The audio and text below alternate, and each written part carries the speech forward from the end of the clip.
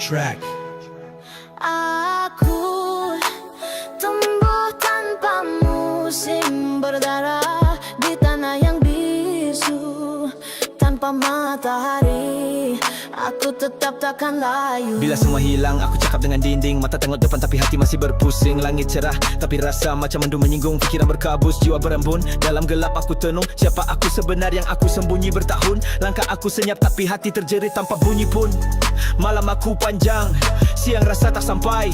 Senyuman jadi perangkap bila jiwa sendiri pun tak nak berdamai. Tak minta simpati, cuma satu peluk yang tak tanya kenapa aku lalai. Tak kisah sendiri, aku tetap jalan. Langkah perlahan tapi penuh dengan harapan. Dulu aku jatuh sebab genggam tangan. Sekarang aku bangkit belajar berdiri tanpa bantuan. Tak kisah sendiri asalkan aku hidup.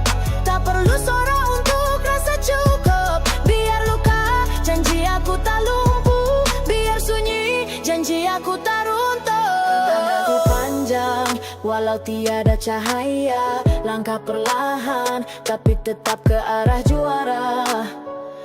Aku bukan siapa-siapa dalam cerita mereka. Sekarang sepi jadi tempat aku rehat. Tak perlu pasuk atau tanya yang buat aku sesat. Kalau jatuh aku bangun tanpa suara pun aku kuat. Teman hilang tapi aku jumpa diri. Dalam diam aku jumpa arah. Walau tak bersinar macam mentari yang tinggal pun ajar. Aku nilai setia tanpa janji.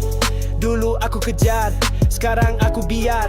Sebab tak semua yang rapat itu jujur bila dunia berputar. Yang tinggal waktu gelap, itu cahaya sebenar, bukan yang bersinar. Tak kisah sendiri, aku tetap jalan. Langkah perlahan tapi penuh dengan harapan.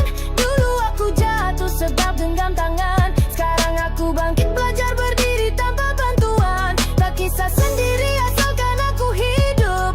Tak perlu suara untuk rasa cukup. Biar luka, janji aku tak lumpuh. Biar sunyi, janji aku tak runtuh. Sekarang aku tak kisah kalau tinggal aku tinggal kosong. Yang penting aku teguh, tak perlu ramai buat aku rasa elok. Aku ukir nama atas duka, aku hidup walau seorang sokong. Kuat bukan bila tak jatuh, tapi bila jatuh dan masih bangkit.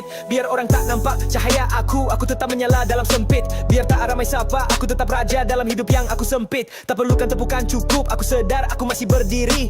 Sendiri bukan lemah, itu ruang untuk aku perbaiki diri. Dan bila aku sampai puncak, aku tahu siapa sebenar yang takkan lari. Tak kisah sendiri,